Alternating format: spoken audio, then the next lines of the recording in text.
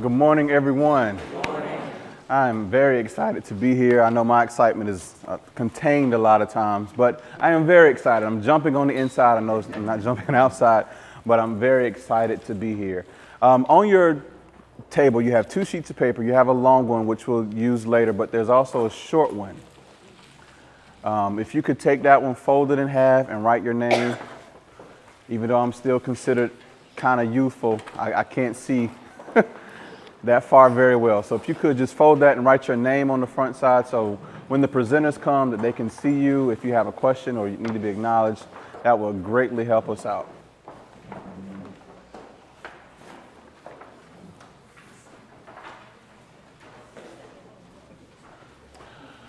Okay, so just a little bit about myself. Again, my name is Ronnie Owens, and I'm married, one wife. Tamika, we've been married almost 4 years. We have a son. He's 15 months, a ball of joy and energy. Should have had kids about 10 years ago. Too old to be chasing him around, but he is very fun. I was a minister of music for many years at my aunt's church and a few churches after that. But next Saturday, I will be affirmed as the executive pastor of Harvest City Church in Greensboro, North Carolina. And I'm excited that my pastor is here today as well, Pastor Bill Russell in the back. A member of Alpha Phi Alpha Fraternity Incorporated, and all right, Bishop. And I'm from Albemarle, but I currently live here in Greensboro. I should have came to the first. So, in the way of education, I do have a bachelor's degree from UNCG and my master's from Strayer. Now, when I present sometimes, I always like to show this slide when I'm talking about marketing. These are all the companies that I've worked for. All the companies that I've ever worked for.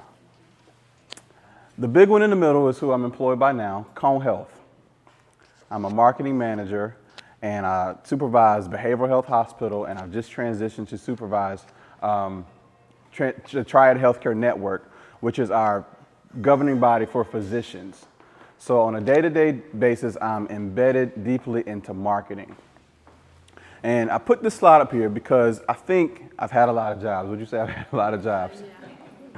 But I think I've learned something unique from each one as it relates to marketing. And I didn't really realize that until I started putting it on the board and figure out, how I think, how I understand business, and how I understand branding, and how I understand what goes into purchasing and buying and selling. Because at the end of the day, how many you use your money to buy things, right? And sometimes you use your money to buy things based upon the advertising, based upon the brand, based upon your own personal need, what you perceive their value, what you perceive their worth is. You spend your hard-earned money based upon what we do in marketing most of the time. My wife gets called all the time. When you're checking out at the grocery store, that little stand that's got all the little knickknacks and magazines and candy and chapstick and lotion, they get her all the time. Because it's that last-minute convenient sale of marketing, which is what we do in the back office. We try to figure out, how do we package this in a way that's going to be appealing? How do we position this in a way that's going to make people want to buy this thing, even if they don't need it? So, I've given you a little bit about me, but this is an interactive workshop so we can help you guys become the best church, the best pastor, the best resource in your community. So what I would like for you to do on the long sheet of paper in front of you, I'm going to give you an opportunity to create your billboard. Now, billboards are about $2,300 per month. So in essence, I've given you 23 cents worth of $2,300 for you to create a billboard. But here's the catch. You can only use 7 words. 7 words to describe your church in only 7 words, or describe what you would want to be on the billboard for your church in 7 words. So take a few minutes, think about which 7 words you're going to use, but you only have 7 minutes to do 7 words.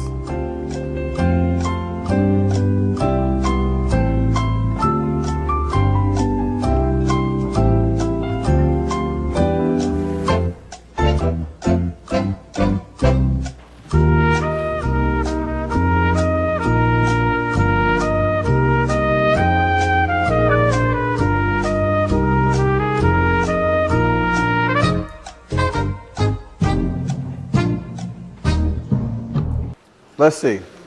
Any volunteers to share what you... Brian. Growth, difference, discipleship, family, community, fun, and value. Okay. Anybody else? Bishop Chenna. Welcome, God-centered, prayer, training, family, youth, love. Pastor Purcell in the back. Loving, bold, chosen, edifying, exciting, impactful, faithful. All right. I can't see you. Ruby. Engaging, innovating, outreach, exalting, equipping, evangelizing, and purpose. All right. Lady in the middle. Miss Marilyn, I think. Serving the world through spiritual outreach. All right. Pastor Bill, were you raising your hand? Oh, I didn't, but loving, passionate outreach, holistic, strengthening, restoration, and discipleship. All right.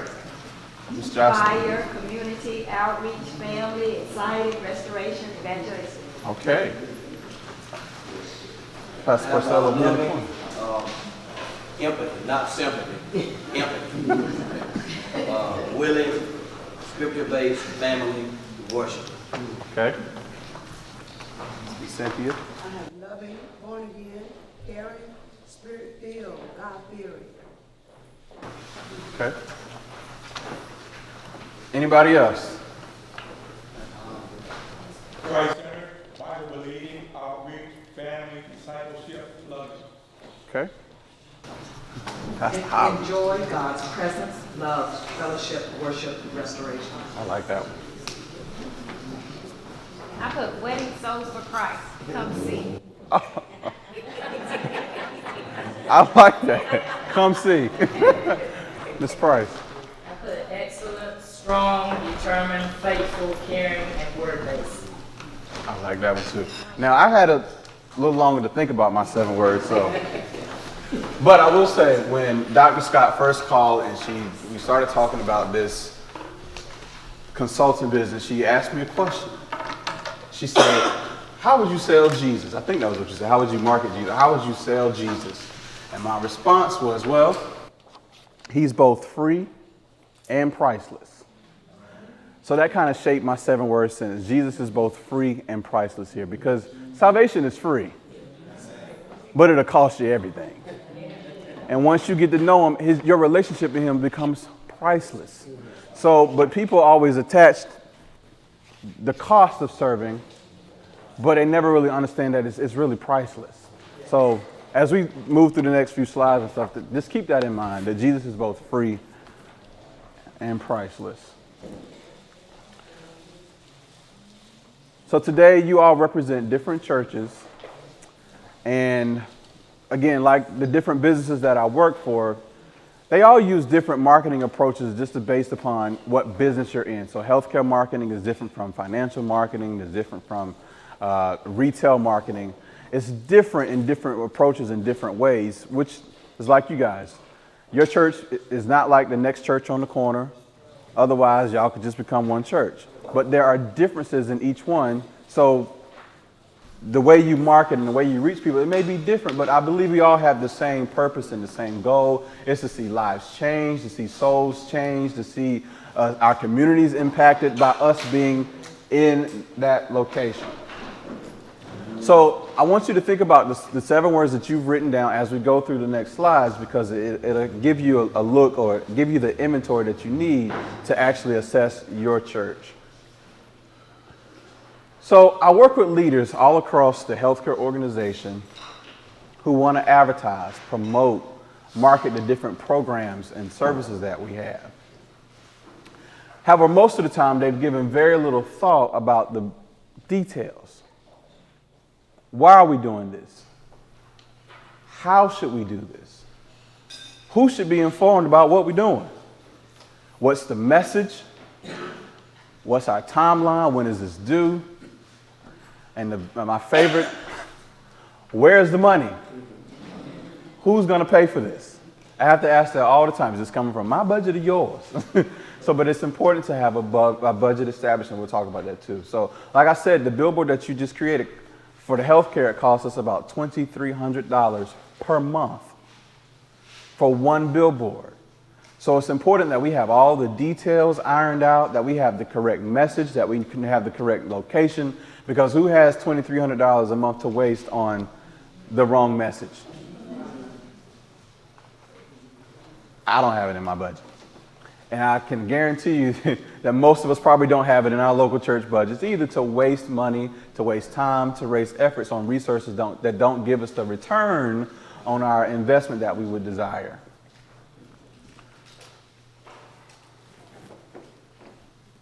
So the purpose of what we're doing today, I hope you can see it. If not, you do have a copy of the slides in your packet. But the whole purpose of the church can fall into three different buckets: gain, train, and maintain.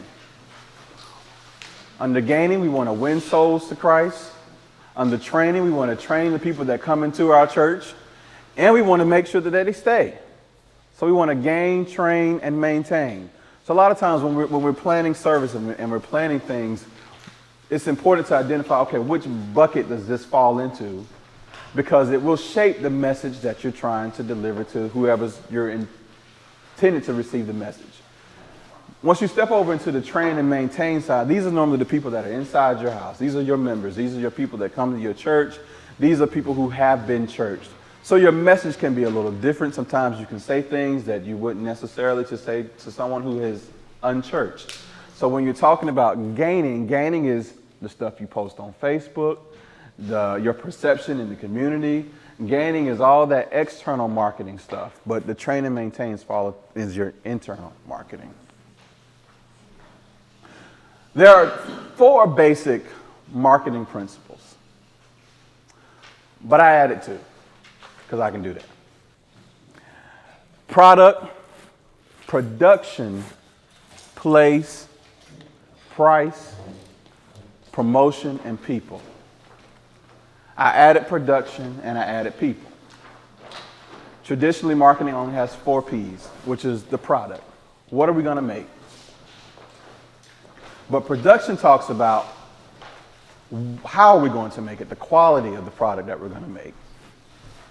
Place is where are we going to make it? Is it going to be made in the U.S. or are we going to make it in China? And if you make it in China, that will affect your price. It'll be cheaper. Promotion, how are we going to advertise this product? Is it a high-end product? Is it a low-end product? Is it a convenience product? Is it a luxury item? How are we going to market it? And lastly, people represents the people. Who are we going to use in terms of the labor, the skilled laborers that we use, and what people, target audience, are we trying to reach? Those are your 6 basic principles of marketing. But how does that relate to church marketing? Our product is the gospel. Our product is not the pastor. Our product is not the musicians or the choir. Our product is not the building itself. But at its core, what we do every day, every Sunday, every Bible study, it's to share the gospel. Would you agree? Yes. It's to share the gospel. So production, what is production? How does that relate to church? So production means every touch point in your ministry. When people, it talks about the quality. So, what goes into making your service, your church. That's the back end stuff behind the scene. So I like to say what's done behind the scene affects what is actually seen. Place is simple, your location. Dr. Scott was talking about the temple in the Old Testament, how they were required to use certain fabrics, and he gave them instructions on how to build it and how big it should be, how long it should be, what type of tapestry to use, and where the altar should be placed. All that talks about place. Price is a little different, but price as it relates to church talks about the commitment to be a part of your ministry. Promotion, how do you attract new members? Again, that's your Facebook, that's your website, that's your greeters when they come in the front door. That's all that. That's all falls under promotion. And people, who serves with you, who attends your church and the community you serve. How many agree that there are some really nice places that you like to eat? But if they had bad service, would you go back? That's why I added people to the mix, because customer service is very important.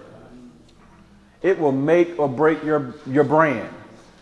If somebody calls your business and someone answers the phone and they're not very professional, they can't get the answers they need, they can't get the help they need, they're probably going to speak bad about your business, and they're not going to use your business. So the people you employ, the people who serve with you, the people who attend your church, they all become a representation of your quote unquote brand.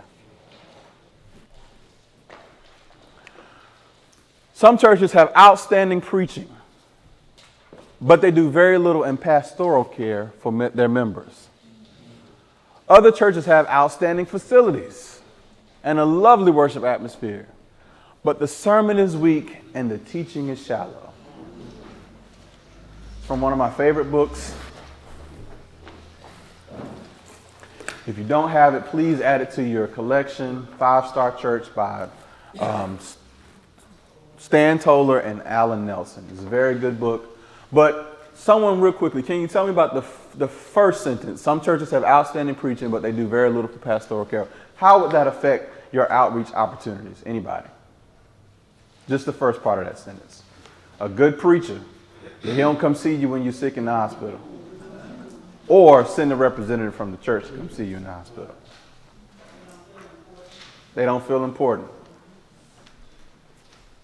Did you have your hand raised? Okay. Anybody else? No connection? I saw you in your back. You hinder your gain. Say a little more about that.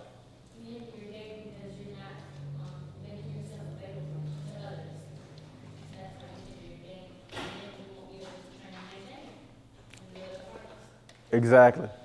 You also affect your ability to retain, because if the person who's part of the ministry don't feel the pastor is connected, and by word of mouth you promote Jesus.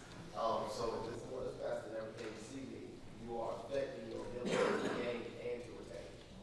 And not only does that person notice, but their families notice. Their friends notice. The people they're connected to notice. They notice how this church responds when that person is in crisis, is in need. And that becomes, again, a direct reflection of your ministry. And you can gain someone from that one encounter of visiting them in the hospital or when they're sick or when they need, just by reaching out to them, making them feel like they are connected. And you can bring a whole family that way. I've seen it done. Next part. Outstanding worship facility. Atmosphere is good. Worship atmosphere is good. But the sermon is weak and shallow. How does that affect your outreach opportunities or market?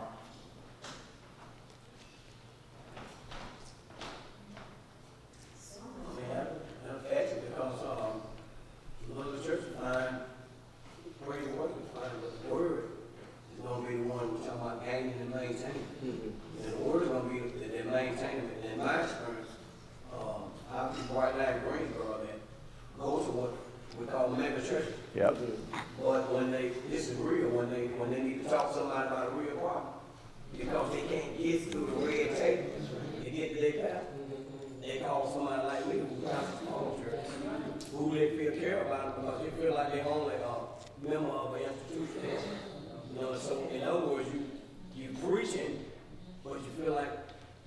because eventually you're gonna say something about caring about people. But when I need you to care, you're not there, so I feel betrayed. I saw somebody else had their hand raised in it. Not applying life application where, understand, the old things of the Bible, but I'm dealing with, like I said, like debt.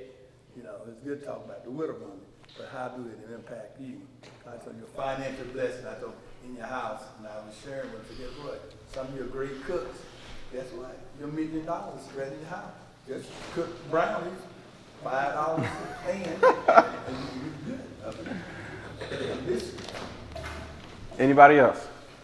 I had an experience before I become a pastor. My husband and I were conversating, and he said to me, we were talking about church in general. He said, whenever I go to church, I go because I need a break from all the hoopla and all the common circumstances for the week. I need something to refresh me, get me started for the next week. He said, so I go to not hear my pastor to complain or fussing, but I go to get a word that will help me grow on preparing for the week. And so I listened to that, and I remember that as a pastor. And so we should come prepared to, because the church is a hospital, spiritual hospital for people to grow. And so that has stuck with me throughout my ministry. I agree. Anybody else? When the message is weak, it affects the people, the entire congregation, because they're there to receive a word, hopefully receive salvation, deliverance, or whatever is needed. So when that message is not effective, you're damaging your ministry. Ms. Marilyn? If the person's not being paid, they're going to find somewhere else to eat. I think, Ms. Price, did you have it?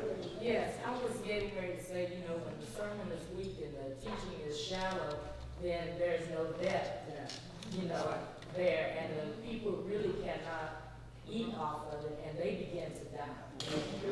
And when the people begin to die, then the church begins to die, because we are the church.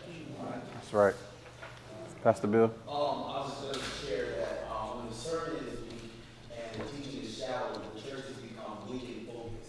So you're focused on the service, you're focused on the weekend, but not life application. So they come and they enjoy the service, but on Monday and Saturday, they can't make it because there's nothing to sustain.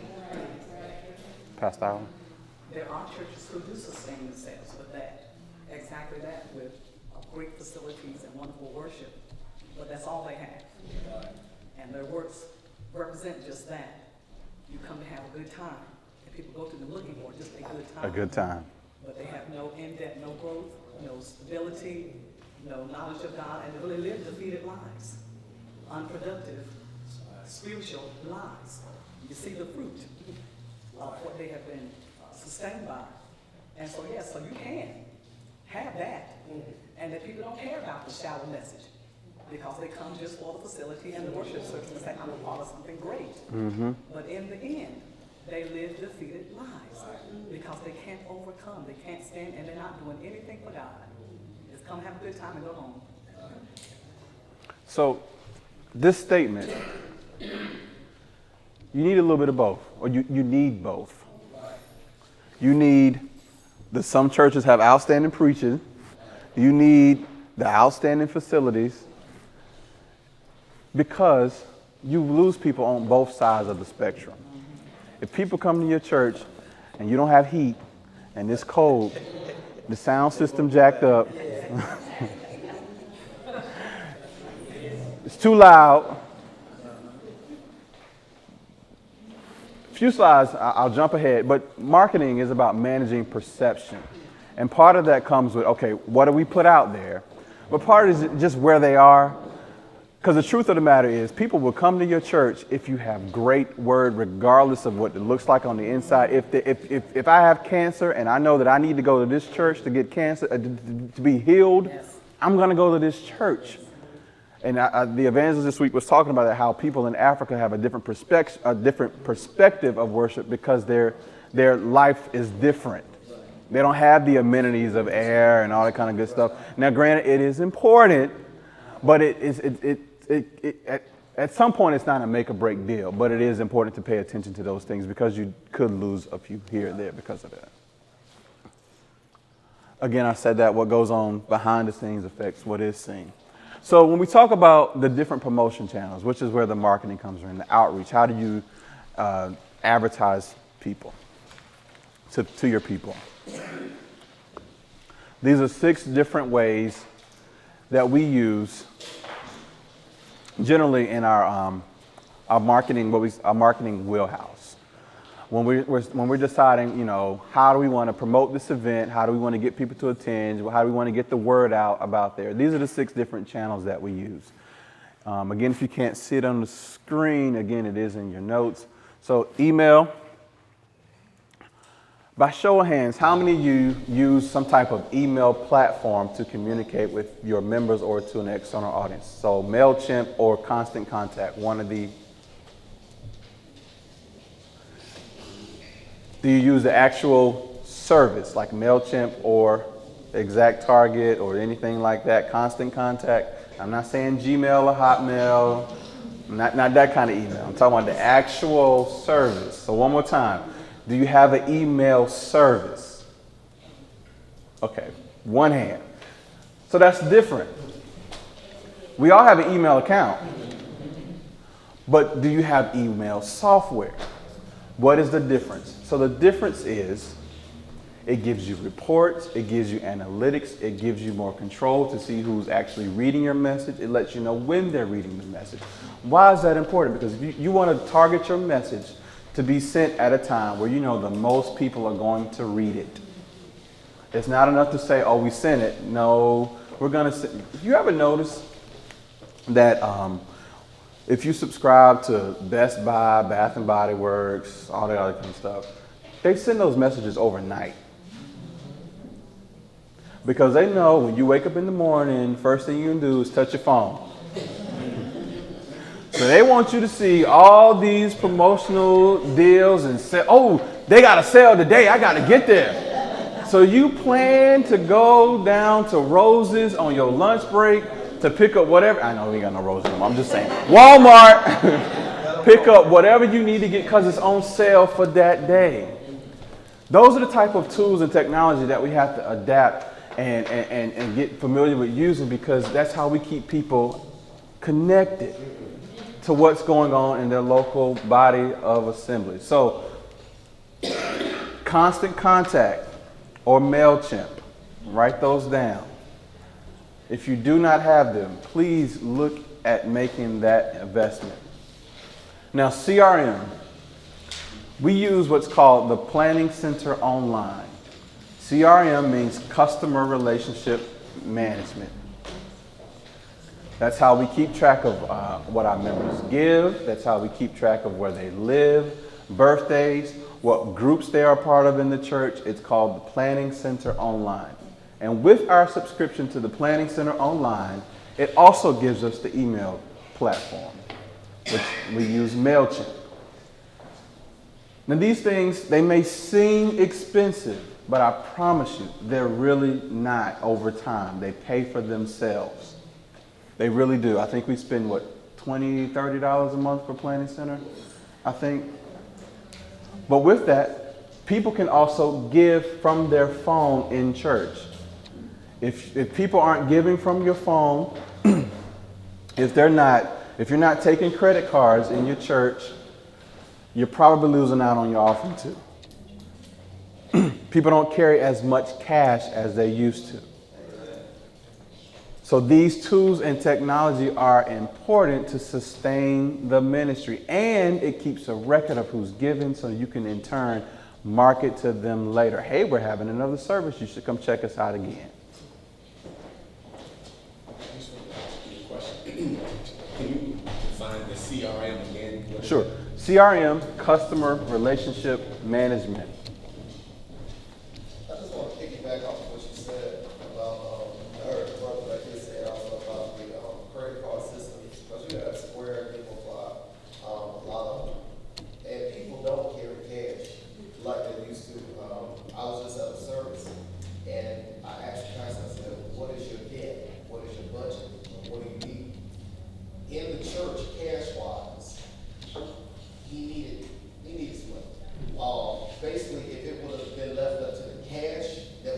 what it meant. He would have been 80% short of what his goal was. He reached his goal, but it did not come to the cash. It came because we as a ministry had it, and we used it. We told him to go set it up, and we transferred the money to him. You know, just, it's modern day. People don't bring cash like that anymore. Nope. And if you have Square and they got to line up to swipe their card, I hate to be honest, I don't want to stand in the line. If it's really long, I'll try to find your website and give online or whatever, because I've seen it where you got this long line at the back of the church and they're trying to move on to service, but they still got 20 people in line trying to give.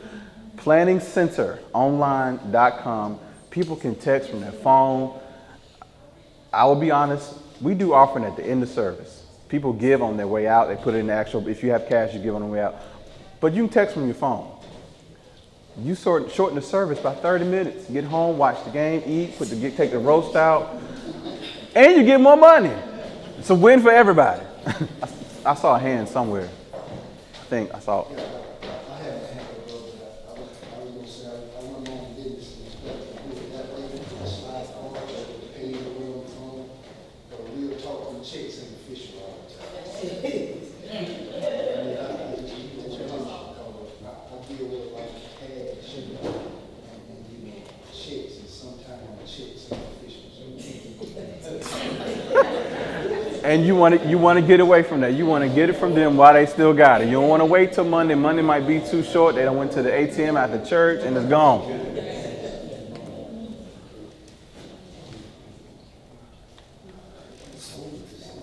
Oh, I missed a few, didn't I? All right. Print. A lot of people would say that, you know, print advertising is dead, it's dormant, it's not that good, but it depends. You have to be smart about how you use print. Newspaper has become increasingly expensive. We do a column ad once a month, and I think it's around $700 for this little small ad on the side of the paper. It's expensive. But I was managing a hospital in a small town, Reedsville, and I guarantee you those people read the newspaper in Reedsville, North Carolina. They know everybody's business because it's in the paper. It's expensive. Now, I'm not saying go get a $700 ad, but sometimes there are some things you probably still should want to put in the newspaper. If you don't know who your local newspaper is, get to know your local newspaper. Sometimes you can send them story ideas and they might cover it for free because they need content to put in the newspaper. So draft a letter, our term is press release, draft a press release, send it to them. They may come out for free. We had an open house at our hospital last week. I needed to put it in the newspaper that our cancer center was open. So what did I do? I sent my invitation to the news reporter. Said, hey, would you like to come? We got, free refreshments. It's going to be a nice time. You can be the president of the hospital. And now we're going to get a cover story for free because they needed content to sell the newspaper. So sometimes you can send your stuff directly to them. They generally have just a news box or inbox where you can email them and let them know what's going on at your church. So if it's something major, we're celebrating our 100th anniversary or 50th anniversary or X, Y, and Z, something that you want to, we put this new wing on the hospital or we have this something going on, they may cover it. Print also, Facebook doesn't show you everything. Y'all know that, right? You ever heard somebody say, oh, I put it on Facebook? I ain't see it. Facebook uses all these algorithms based upon your inbox messages, your email messages. They read all stuff in your phone and they decide what they want to show you. Didn't know that, did you? That's why you don't see everything. They show you stuff based upon what your activity online has been. So that's why you don't see everything from everybody. So that's why it's important to use some form of print sometimes because you still can put flyers at the grocery store. They used to have this board. You can put flyers there. You can put flyers in the beauty shops, the hair salons, the nail salons. You can keep them in your purse and pass out to people. Those are other things that you need to do when you want to have large whatever. But I will get some made just generic for your church. They can be business card side. whatever, but you do need some form of print sometimes. Website. Now, websites are not as important as they used to be because of social media. They are still important when people want to give to your website or engaging your local members. If you want to put training materials on your website, if you want to put videos on your website, that's important for website use. However, because of Facebook, because of Twitter, Instagram, all those things, it's not as important to spend thousands of dollars on a big website. You need a website, but it doesn't have to be a big one. You can go to, I think it's web.com or webs.com, and get a free one. You can go to Wix and get a free one.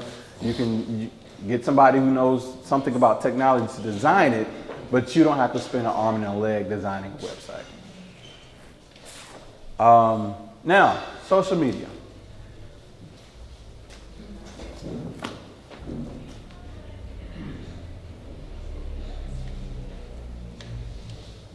Where are my notes? Social media.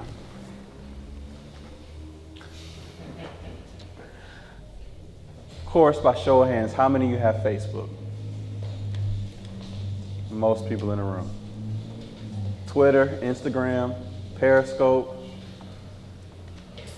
Okay, so y'all not that. Okay, but most of you have Facebook, right? Okay, great. Facebook is both good and bad.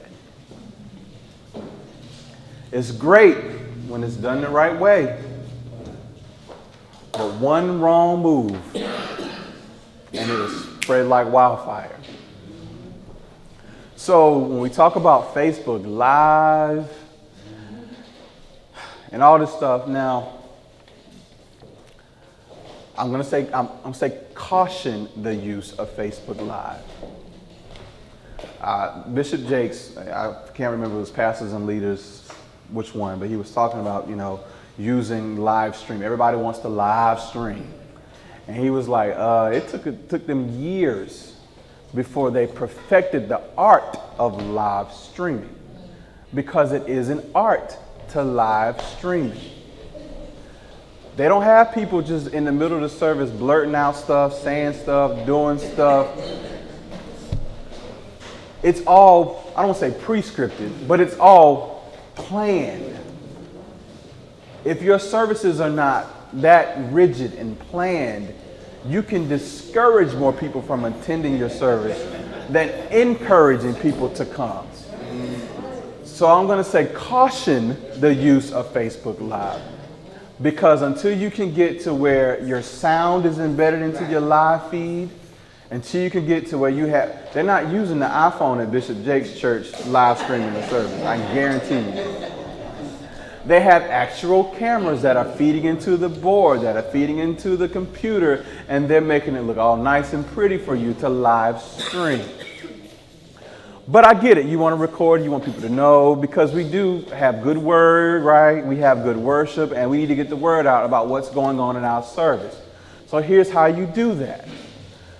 This is my professional recommendation, that you live stream before service, about an hour to 30 minutes before. You can do that. Say, hey, just want to let you know that so-and-so church is having this event at this time, this place, location. You got time now to get there. Live stream after the event. My God, you missed the move of God tonight. You got to get here tomorrow. This is what happened. 10 people were saved, delivered, healed, set free. This is what happened. You got to get here tomorrow. You give them an opportunity before and after. Now, if you get you a video camera, you can still record the service, but edit it and post it on YouTube. Because you don't have to show them everything. Because when we talk about this game, everybody doesn't fall into train and maintain. So there are things that happen in service, you would agree, that a newcomer, a new believer might not be familiar with. And my personal pet peeve is people showing altar call on live stream. I hate that. I hate it because it's a personal moment. You got people crying, being delivered, saved, set free, and you done broadcast it to the whole world with their ugly cry face. Those things, those moments should be sacred. And again, you discourage more people from coming than encourage because they don't want to be put on camera getting delivered. You done told them all their business. And they don't want that. Our local churches where everybody know everybody, they don't want that. And you also encourage people to stay home. If they know you're going to live stream and they only got to drive 5 miles down the road, it's cold, it's raining, you encourage those people to stay home. So again, I would recommend purchase a camera, record it, tie it into your audio system.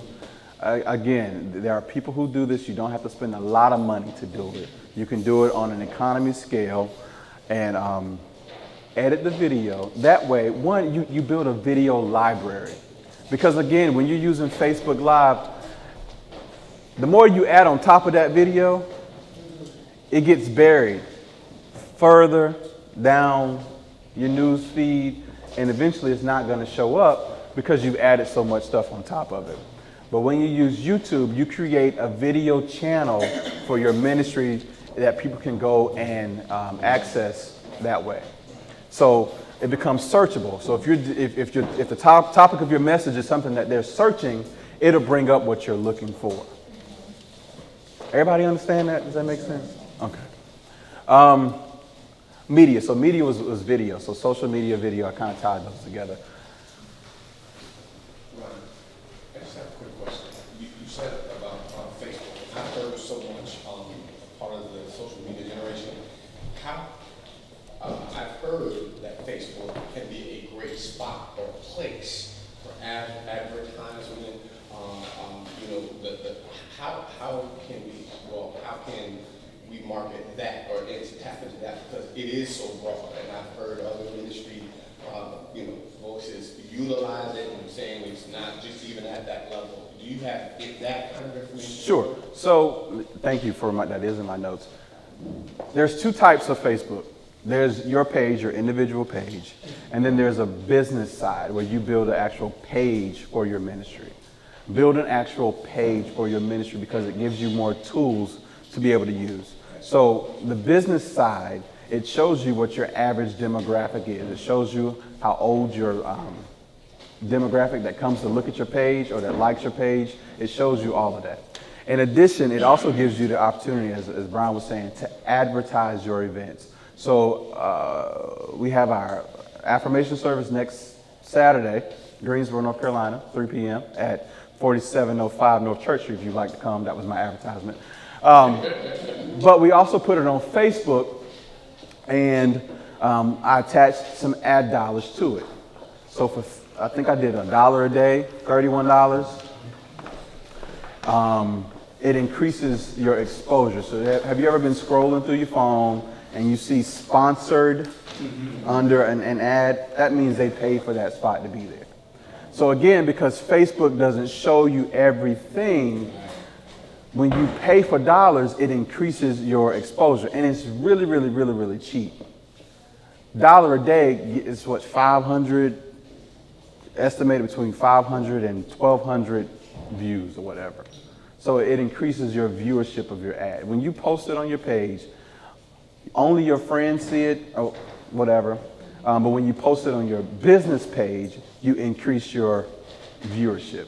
Does that make sense? I think that's what you were trying to. Yeah, that's right. Right, and it is very, very cheap to do so. It's cheaper than the newspaper, a $700 ad. And more people will probably see it. Now, again, the newspaper is still valid for certain demographics of people. I think you can do sponsored ads on Instagram as well too. Instagram is now owned by Facebook, whatever. So, but you can cross-pollinate. This is another thing on events, like if your church is having something, the event can be on there. That's a good one too. So again, if you're having an event, in addition to creating a flyer and posting it on whatever, you can create an event for that particular time, space, and invite people to come. They can share the event, and that again increases your exposure too. This is going to sound interesting, but what happens when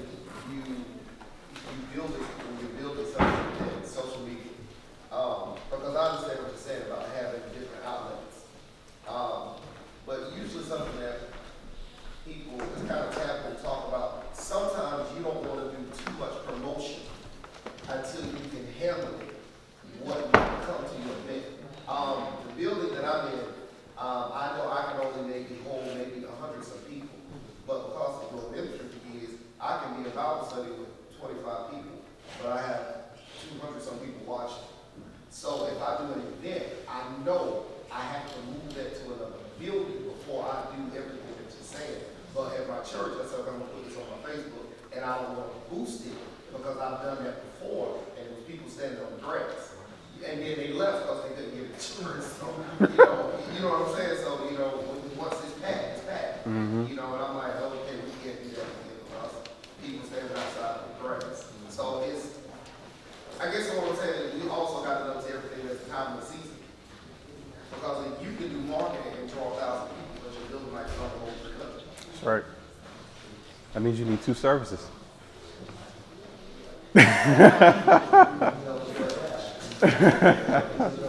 But that's a good problem to have, though. That means that somewhere down the line, what you're doing is working for you if you have people standing on the grass. So, honestly, that just encourages people to get there early.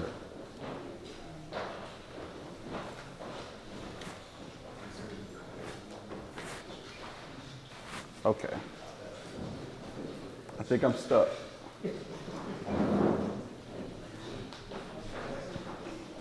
All right, I'm 10 minutes over, so let me hurry to my close. Sorry.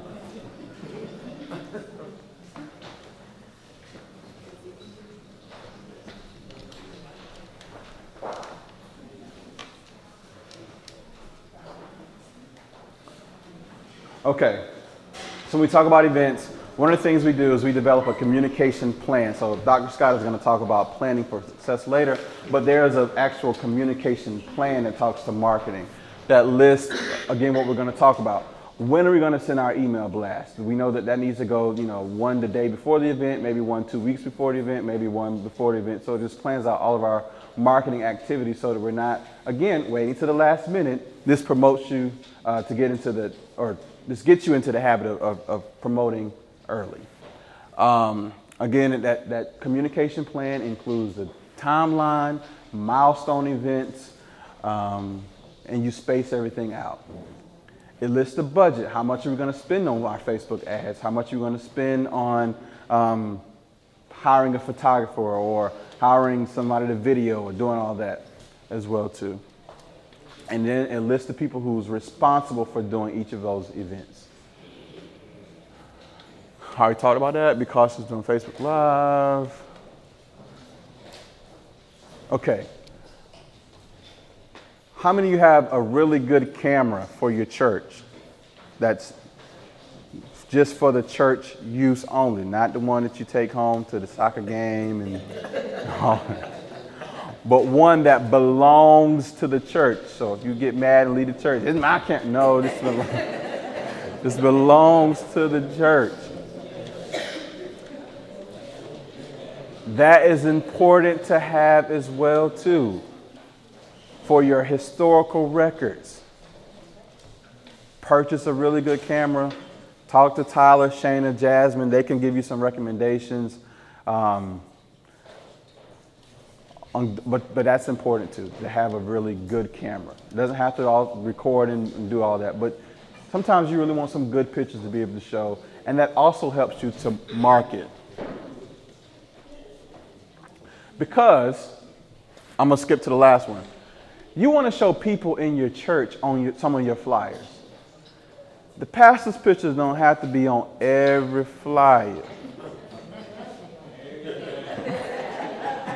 I know that as a culture, that's what we've started doing. We put the pastor picture on every flyer. But our other counterparts, they use stock photography. They use pictures from their service. They show people actually involved in worship. Because people actually want to see people in your church other than just the pastor. Because I think we've done our own self a disservice by creating this bubble where the church is all about the pastor. Because that's all they see on the flyer is the pastor's picture. We started, Harvest City Church last July. And this is the first flyer that our pictures are actually on the flyer, because it's the affirmation service for the church. First one. We've had lots of services and events, but nobody's picture from the church, pastor's picture, has not been on the flyer. His name been on there, but we haven't, because we again, our product is the gospel, not the pastor. And we really want to build a culture centered around Jesus. So if the pastor decides to leave, move, die, as they sometimes do, the church can still go on. And part of that starts with how we market the church. Oh, I'm only going to church if Pastor so-and-so preaching today. Because that's all they've seen on the flyer. Okay, so I'm done. Last thing, out of the box marketing ideas. Those are ways that you can get unchurched people that aren't familiar with your church, your brand, who you are, where you are, to come to your church. So these are just 3 suggestions. There are more available for purchase. I'm just playing. But one of the ideas I suggested was have programs throughout the community in other places than just your church, because you will attract people who will never step foot in your church. So plan some programs somewhere else around the community. Consider purchasing a box of pens with your church name, website, social media, all that kind of good stuff, phone number, whatever you want to market. On the pen, take them to the local restaurant. Leave them there. Let the waitress have them.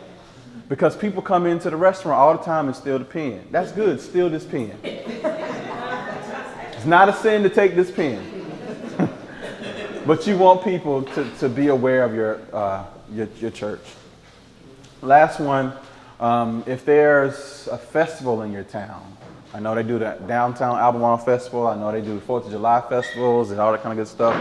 For a few weeks, have your church members bring in water, just cases of water. Now, not the cheap water from the dollar store, that makes me sick. But it also, again, not personal preference, but it also a representation of your brand. If you give somebody a Fiji bottle of water, they're like, oh, I'm going to this church. But Dasani, Aquafina, any of those brands, and put your church label on it, or a key ring or something. We used keychains, and we tied them with ribbon and handed out the bottles of water. This is at work, but hand out the bottles of water, because it has your church information and location on it. And if you're giving it out at the festival for free, how many bottled water at a festival like $3?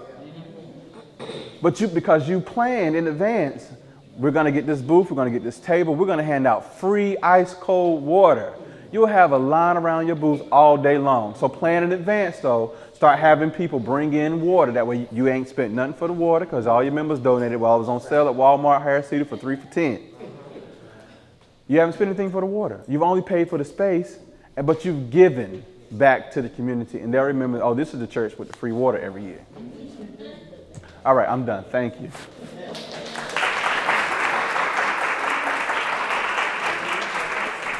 Oh, last thing, again, I told you about the first book, 5-Star Church.